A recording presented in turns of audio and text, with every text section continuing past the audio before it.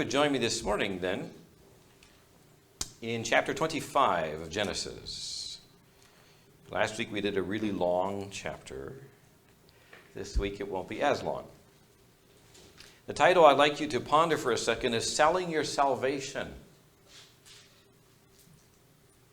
Selling Your Salvation. You might think, well, what kind of a title is that? No one can sell their salvation since God alone extends it, right?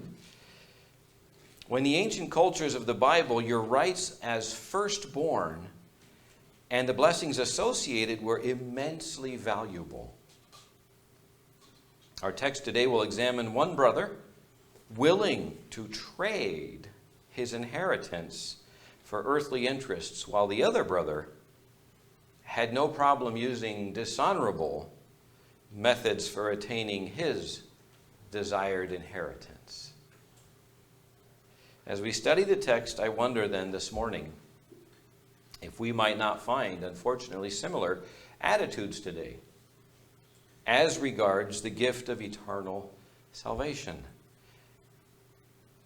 Becoming aware that some live with a very flippant attitude towards this gift, towards salvation, while others indulge in, we would say, ungodly conniving or deceit. This will be played out in our text this morning, and I would actually like to read Genesis chapter 25, if you would follow along. Now Abraham took another wife, whose name was Keturah. She bore to him Zimram, and Joshkin, and Medan, and Midian, and Ishbak, and Shua.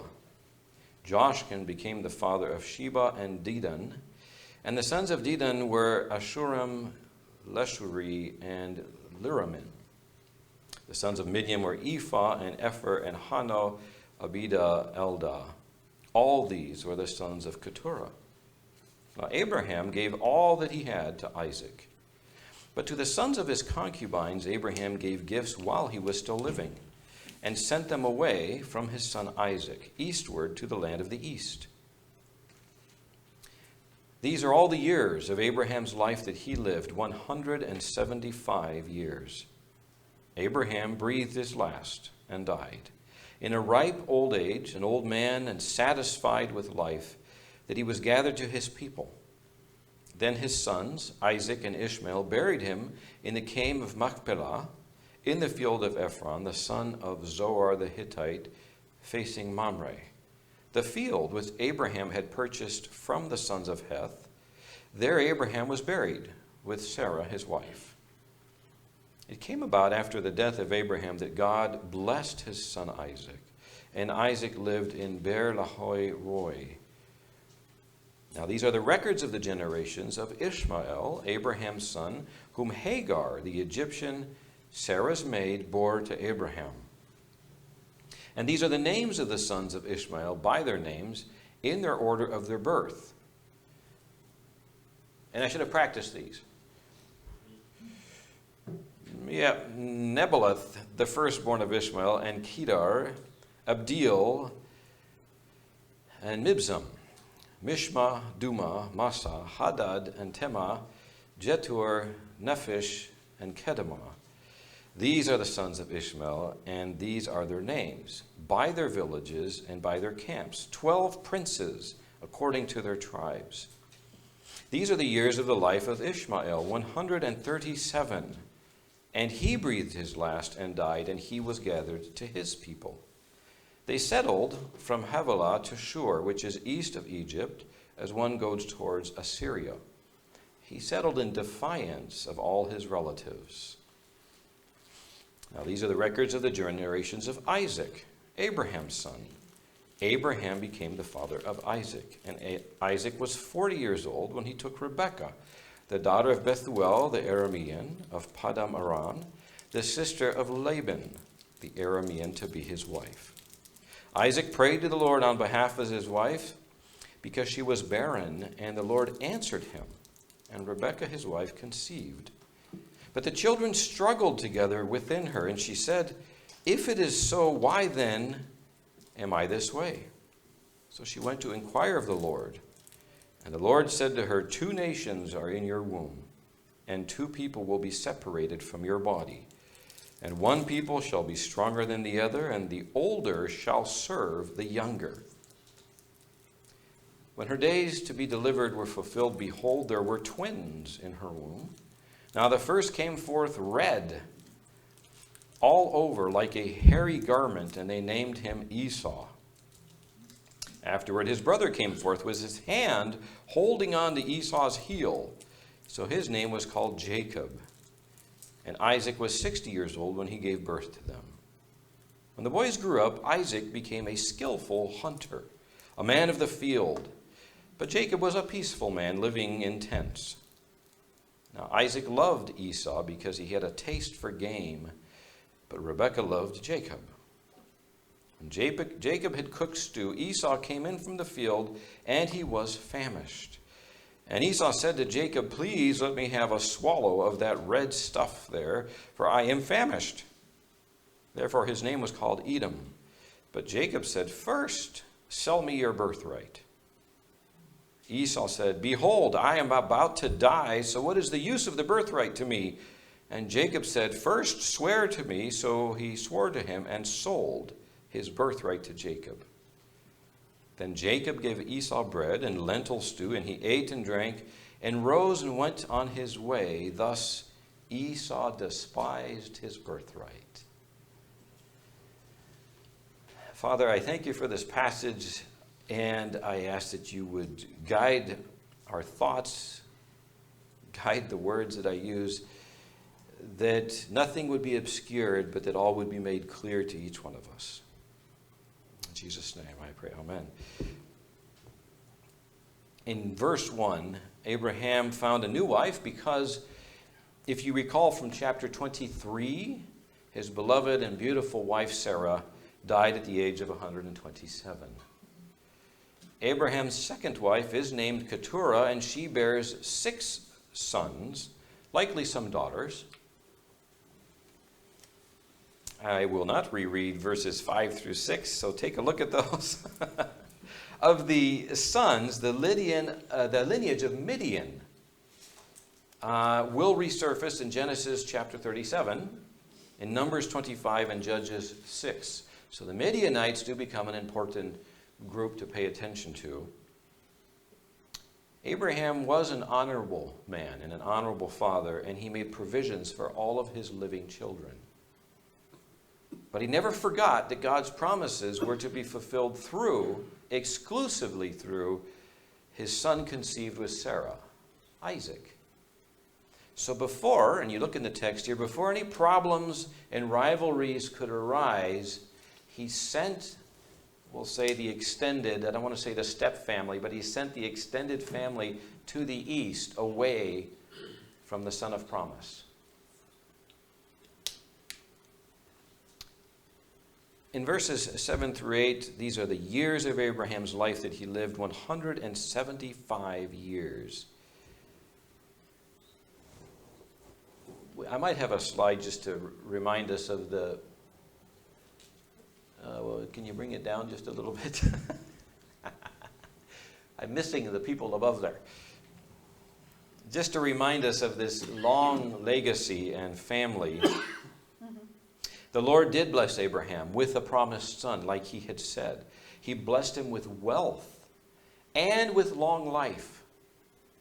I don't know if maybe 175 doesn't seem long to you. It seems long to me. I can't speak for what it's like to be 60 or 70, 80, 100 years old.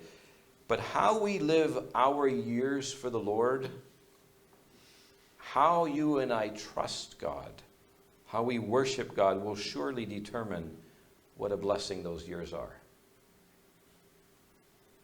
The effects of sin entering God's perfect creation, the effects of the spiritual separation from our Creator, and the cumulative degradation of the DNA and genetic code in all living things meant that the pre-flood lifespans, which hovered near 1,000 years, changed so that the generation that followed the global flood lived about 400 years. We can dismiss that. Abraham's parent generation lived a little over 200 years apiece. And while he and Isaac would prove to be the last long living at 175 and 180 years, Isaac's son Jacob will live 147 years, and then Moses brings the cap to about 120. That's the full degradation from the pre-flood all the way down to Moses, and it has never changed since. In fact, we could argue without modern technology, I don't know exactly how low the average would be. Not 120.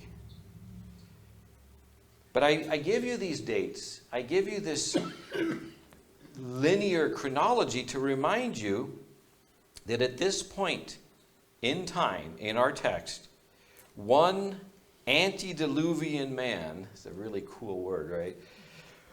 One man was still alive who had been alive before the flood. Shem. Remember Shem? You should. He's still alive at this point, which is pretty amazing. In fact, he was born, he was one of Noah's sons. He was born 100 years before the flood. That meant of his 600 years on earth, 100 of those he spent among people who actually lived and walked with Adam and Eve. Do you see that? Is that not amazing to you? This man is still alive at this point in our story. Absolutely incredible to me. God's master plan of making sure the witness and the story unfold truthfully without any mishaps. He's still alive. An eyewitness to before the flood. Well, I find that amazing. It's my digression. In verses 8 through 11, Abraham breathes his last. And then his sons Isaac and Ishmael bury him in the very same field that he purchased for his wife. What you see in that sentence is Abraham was like every other created human who breathed his last. Adam and Eve breathed their lasts. Abraham breathes his last. And he's buried in the very same field as his wife. Notice both Isaac and Ishmael are reunited for this ceremony, probably for the last time. See, time just keeps marching on. Do you notice that? You may think this is taking forever. No, time is marching on. People are changing. The character, the cast is changing. In 12 through 18, you now get the records of Ishmael. And there's a reason that's there. Isaac himself moves his possessions to Beersheba, while Ishmael's very large family live a nomadic style life in the southern region. I might have a map of this. Can it go up at all? Nope. That's all you get. Well, it's interesting that when I have pictures, they look different. That's okay. What you're down below Beersheba, this is where Isaac is. Ishmael is below this. This kingdom, you'll recall, the Moabites are from Lot, right? So down below this, if you can imagine between Beersheba and Egypt, going south, and then east all the way into the Arabian Peninsula, today we call that Saudi Arabia. This is where all the Arab nations from Ishmael lived and we find today. So now you know where they come from. This is it. The 12 sons of Ishmael become princes. They each rule their own regions. The best known of these are probably the Nabateans. I should have got you a picture of that, and I forgot. If you've ever watched Indiana Jones and the Last Crusade, you have seen the capital of Petra. beautiful carved. They were experts at carving the rock formations. In fact, you may only know of the cool facades of the temples they had there, which they do show in that movie. But beyond that, it didn't rain a lot. So they would go up on the cliffs and on the tops of these limestone areas, and they would carve out very small ledges all the way down, and they would capture every drop of rain and funnel it all the way down these mountains and whatever into their cisterns, which enabled them to have a flourishing nation there, full of trade. Everybody passing through there would pay their trade fees. They really did a fantastic job, starting about 400 BC. Ishmael dies at 137. And verse 18 is quite key here. They settled in defiance of all of his relatives. Different versions will say it differently. Basically, if you want to know why even today there's great animosity between the Jews and all the Arab nations that surround them, verse 18 tells you this has been going on since the beginning. So if world leaders want to attempt to figure out how to fix this, they might turn to the Bible first and at least get the history of what's going on ever since then. Verses 19 through 20, these are the records of the generation of Isaac. So now we've switched. All the missteps, all the side stories have been cleared up with Ishmael, Hagar. That's all now been put aside, leaving only Isaac in our story to be the conduit for God's promises. There are nobody else listed here. One person remains. I wonder what Abraham must have thought at this point. He'd waited. Finally, there was the son. Then there was look, you need to offer your son to the Lord to make sure to test your own faith. Okay, there's still just one. His wife dies. There's no more son. There's just one. And he doesn't have any kids yet. Does Abraham begin to doubt? What's going to happen? How long will this go on? Well, verse 21. Isaac prayed to the Lord on behalf of his wife because she was barren. 20 more years did Abraham have to wait to see the fulfillment of God's promise. 20 more years. For Rebekah and for Isaac, they had to wait 20 years to conceive. We read this as though it happened in a day. We just kind of skim through.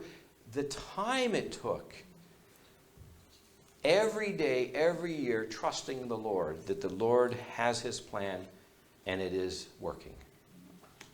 That's a long time, a really long time.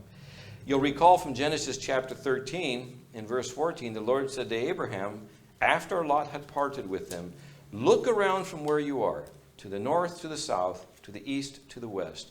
All the land that you see I will give to you and your offspring forever.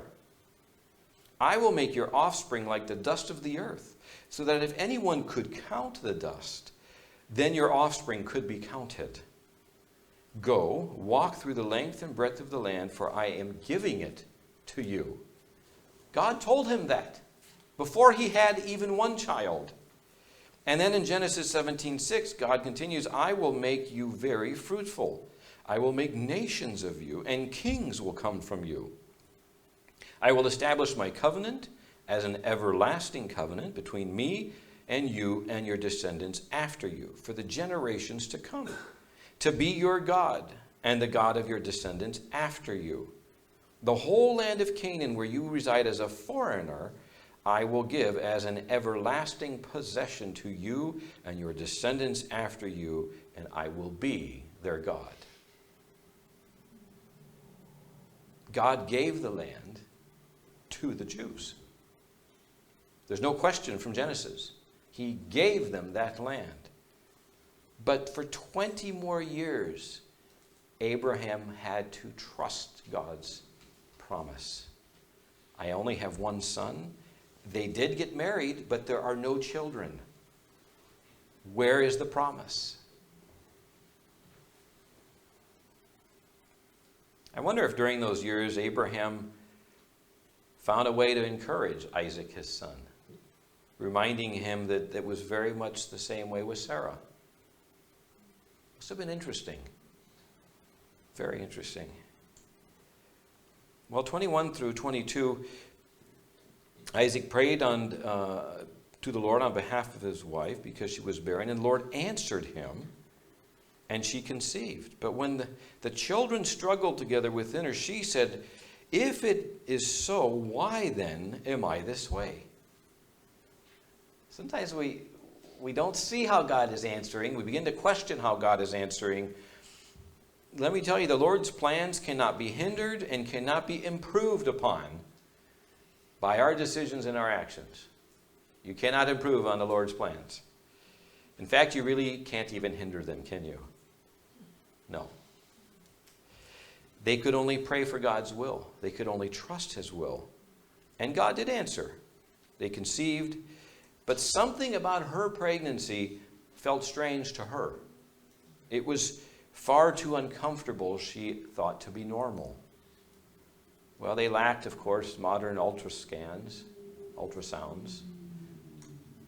They couldn't see what was going on inside, but the commotion inside her belly made her say, "Look, I need to ask the Lord. Something is not right." What else would you do? Would you not inquire of the Lord? Something isn't right. So God answered in verse 23, which is a fascinating verse. I have to read it.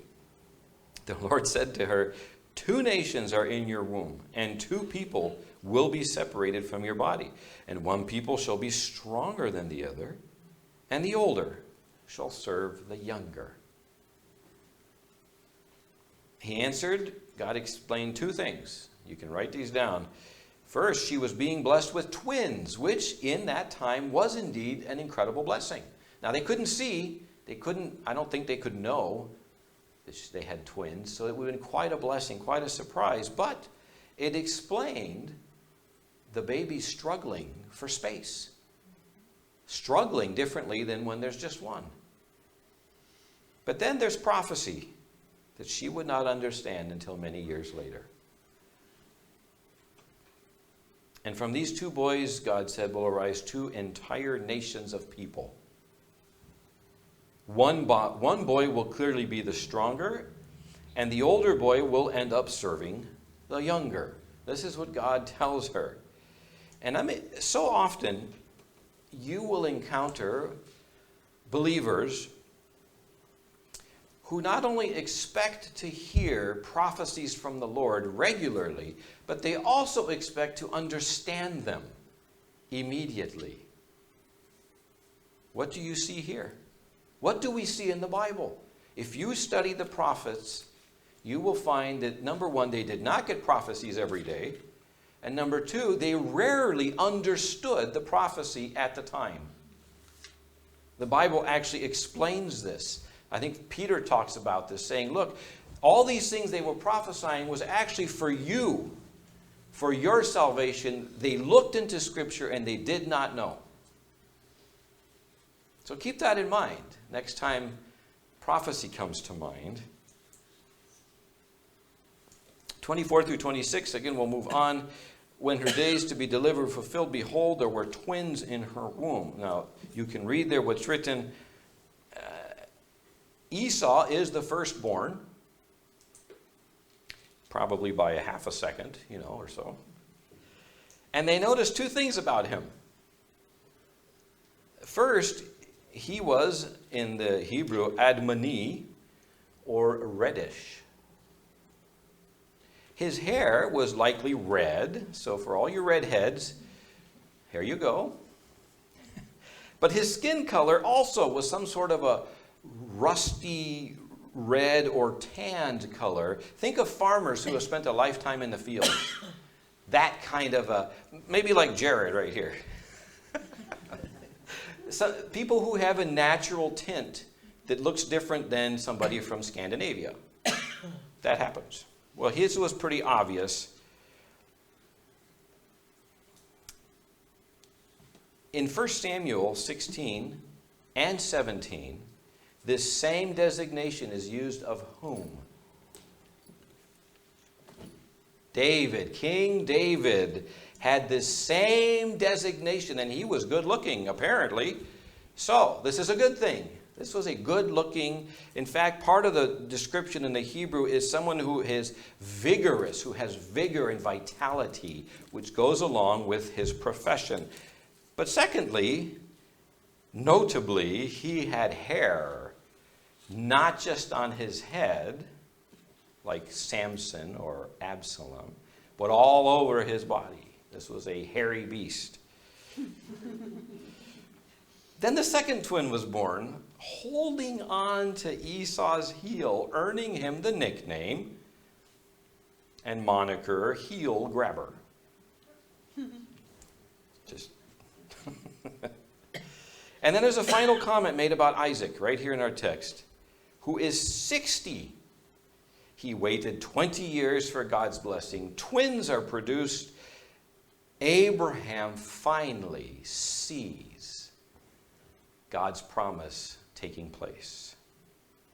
And he will be a grandpa for 15 years, watching these two boys.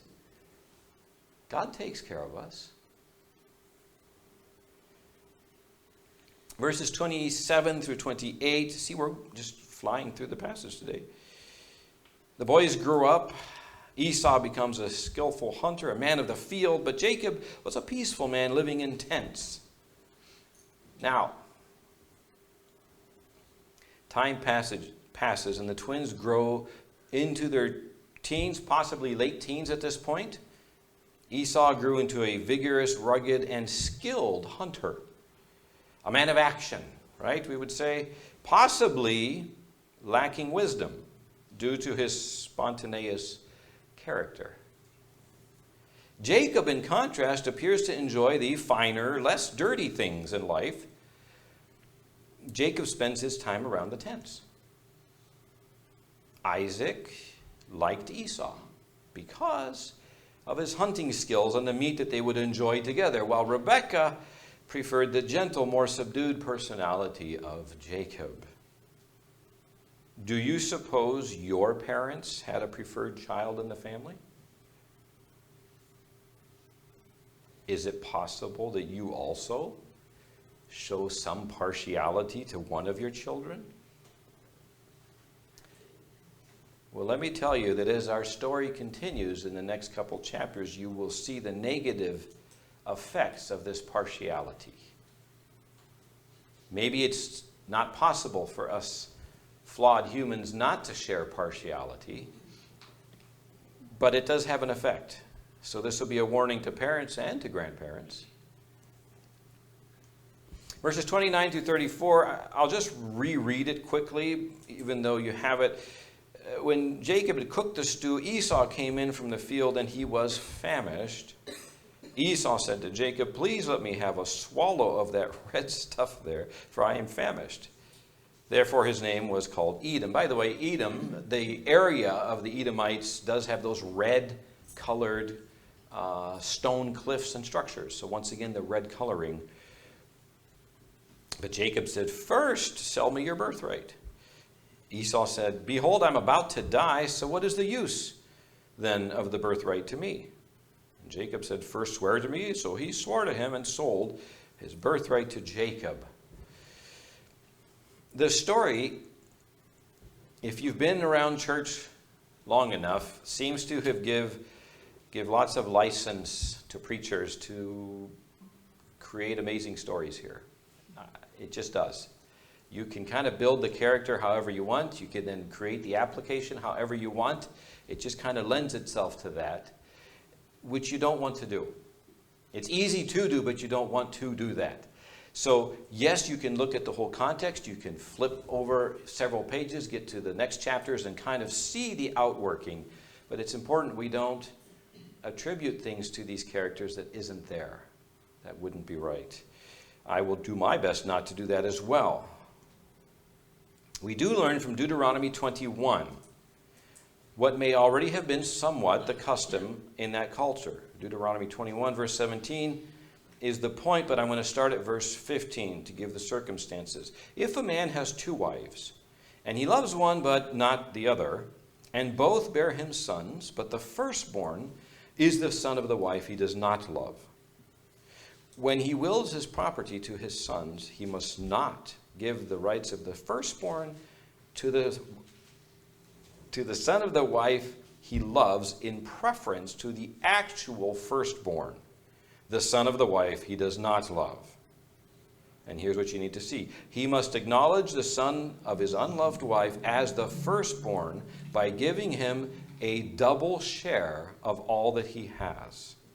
That son is the first sign of his father's strength. The right of firstborn belongs to him. That's in the Bible.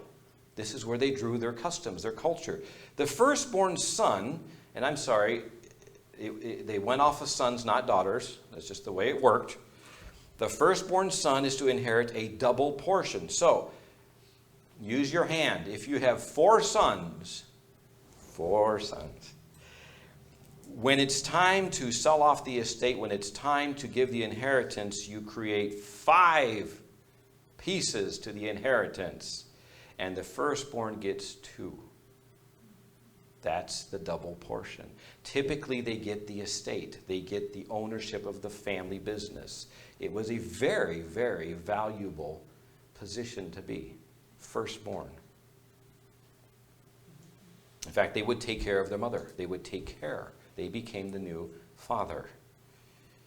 So, it's no small thing. And that you could sell or give away this gift apparently was also possible, as our text says. It was a possibility. So the rugged, red-haired hunter returns home empty-handed from whatever his latest safari was. He's now famished. He's starving, he says. Jacob, and I am going to add some modern elements here, but Jacob has been perfecting his Nepalese lentil dish. Okay? Red lentils, to be exact. The text even has that. And Esau rushes in. He smells it. He's hungry. This is food. I am hungry. I don't know if women do this as much as guys, but guys, there are times you've been working all day and you just suddenly realize you're starving. It hits you and you're hungry, and there are times you're not going to make it home, right? You're driving and there's McDonald's. You're driving and there's Starbucks. That's it. I am starving. I am stopping. My wife will never know. I'll still eat what she has, but I'm hungry now. She always knows. Yeah. So this is the idea. He comes in and he is like right now hungry. Okay. He's famished. Esau replies. He gives him a deal. Now again, it's very important. You cannot tell the tone here.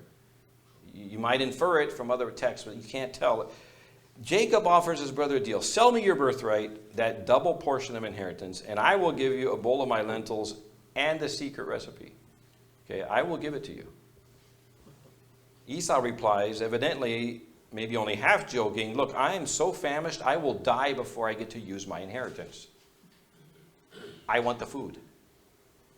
Jacob makes Esau swear with an oath in writing, swear to me, and that quickly the deal is made. That quickly. He's hungry, he signs the deal, Esau walks away, and he threw away that future gift. Threw it away. Now, before you show your favoritism in this story to one or the other sons, neither son shows good character here. Neither. Not here and not in the future stories. It's sad. But this is what God has to work with, you and I. Sad characters in this story. And yet, God's plan is perfect. God's plan will fulfill like he wants. Esau was led by his appetite, by his immediate need. Esau, like many people, was looking for the instant gratification. I need it, and I need it now. He needed, if you're into drugs, he needed that hit of drugs right now, not later, right this instant. He needed that drink right now, not later. The business deal has to happen now. That shiny thing that I've been staring at all day, it's today. It's right now. It's not later. I'm not going to think about it. I need it now. Do you recognize how that feeling overtakes people? Maybe yourself one day. How you lose your spiritual compass in the moment. There's just that thing. Sometimes we call it temporary insanity. It overtakes us. Our desires override our biblical wisdom in that moment. You might say, look, it's okay. It's one thing. It's one thing, just this one time. And by the way, God loves me and He'll forgive me, so it's really not a big deal. It happens, doesn't it? It happens all the time. You have all heard the same thing. Every journey begins with one step. One step is all it takes to change and alter the course of your life. It took one step for Esau to completely alter the course of his life. Well, in our modern world, God's free gift of love, of forgiveness, of eternal life with Him can be rejected. You can throw it away for an illicit passion, a momentary choice. You can sell it, as it were, for other pleasures, like Esau. But let's not forget Jacob, the apparent heel grabber, the one who, you might say, pretends to live that morally superior life different than his brother. Jacob could have, in fact, I would argue, should have given his brother food for free. Isn't that what we call brotherly love? In fact, does the Bible not command such things?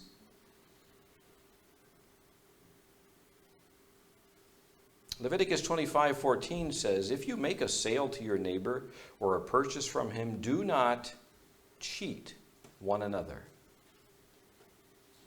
Was this a fair sale? Was this a fair sale? No. Jesus told us in Luke 6:31, treat others the same way you want them to treat you. Jacob was cheating his brother. Flat out cheating his brother. It didn't matter if 10 French chefs had made this lentil soup.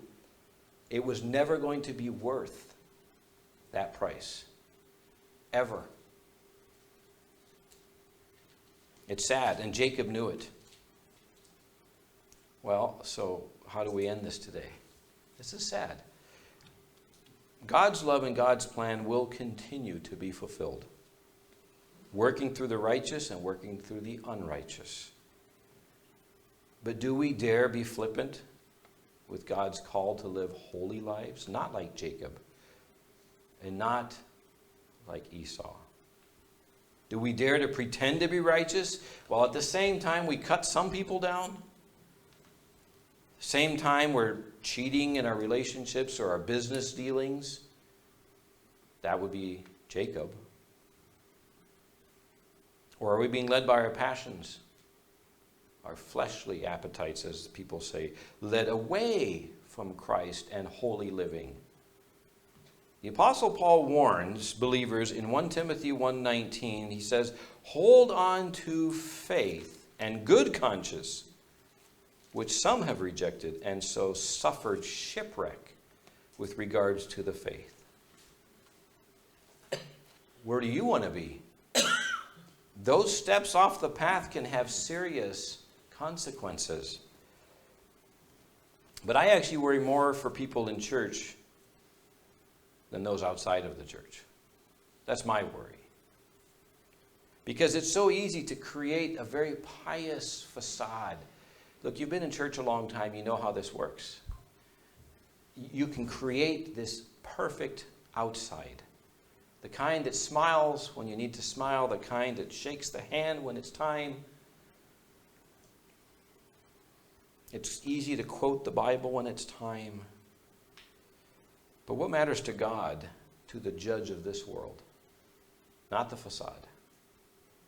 It's what's on the inside, the condition of my spirit. That's what matters to God. So Jesus warns in Matthew chapter 7, verse 18, a good tree cannot bear bad fruit, and a bad tree cannot bear good fruit. Every tree that does not bear good fruit is cut down and thrown into the fire. Thus, by their fruit you will recognize them. Not everyone who says to me, Lord, Lord, will enter the kingdom of heaven, but only the one who does the will of my Father who is in heaven. In fact, many will say to me on that day, Lord, Lord, did we not prophesy in your name, and in your name drive out demons, and in your name perform many miracles? Then I will tell them plainly, I never knew you. Away from me, you evil doers. So, like Jacob and like Esau, may we not be self-deceived about our own righteousness, and may we not easily reject the love of God and the gift so freely offered in Jesus Christ.